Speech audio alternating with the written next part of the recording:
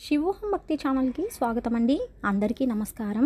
అమలకి ఏకాదశి ప్రాముఖ్యత, అమలకి ఏకాదశి రోజున పాటించవలసిన ఆచారాలు, ఏకాదశి తిథి ప్రారంభ మరియు ముగింపు సమయం, ద్వాదశి తిథి ముగింపు సమయం, ఉపవాస ముగింపు సమయం, హరివాసర ముగింపు క్షణం గురించి తెలుసుకుందామండి. అమలకి ఏకాదశిని అమలక ఏకాదశి అని కూడా పిలుస్తారండి. పాల్గొన మాసంలో శుక్లపక్షంలో అమలకి ఏకాదశిని జరుపుకుంటామండి. అమలకి ఏకాదశిని పాల్గొన శుక్ల ఏకాదశి అని కూడా పిలుస్తారండి. ఈ ఏకాదశి రోజున అమలక చెట్టుని అంటే ఉసిరి చెట్టుని పూజిస్తారండి.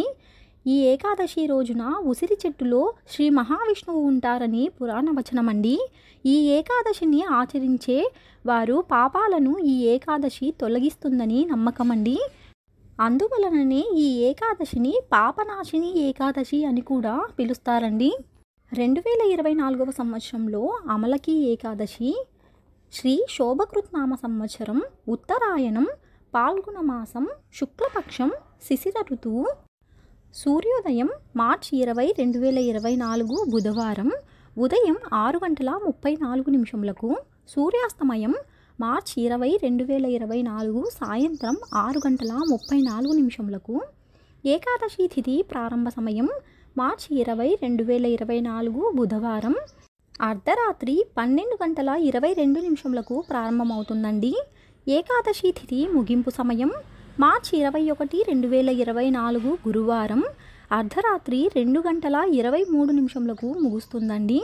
హరివాసర ముగింపు క్షణం మార్చి 21, 2024 ఉదయం 8:58 ద్వాదశి ముగింపు క్షణం మార్చి 22, 2024 శుక్రవారం తెల్లవారుజామున 4:44 ఉపవాస ముగింపు క్షణం మార్చి 21, 2024 మధ్యాహ్నం 1:46 నుండి మార్చి 21, 2024 గురువారం సాయంత్రం 4:10 వరకు.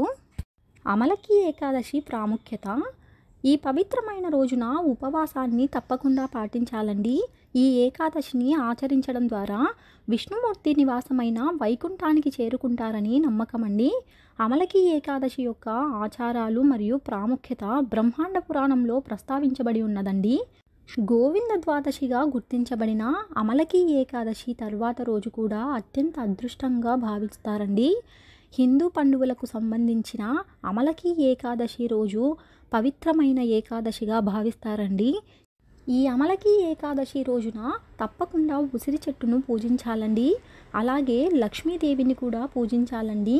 ఎందుకంటే ఆమె సర్వవ్యాప్త దేవతగా ప్రసిద్ధి చెందబడి ఉన్నది కాబట్టి శ్రీకృష్ణుడు తన సతీమణి అయిన రాధాదేవితో కూడా ఈ చెట్టు దగ్గరే నివసిస్తాడనేది కూడా విస్తృత నమ్మకం అండి.